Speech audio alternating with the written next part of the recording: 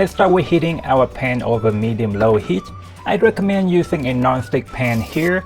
We then add the rest of ingredients in. I prefer honey, but you can use brown sugar instead. We then just stir until all is melted and well incorporated. Just like most dishes, be sure to taste and adjust to your liking before removing from heat. Now, while the sauce is super easy, the good question is if you also want your crispy wings easy to make as well.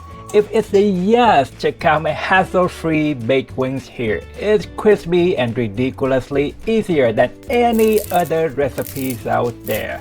I know that because I came up with it. You make 35 wings in 60 minutes. Anyway, enjoy your buffalo sauce. I hope to see you in my next easy recipe. Bye bye.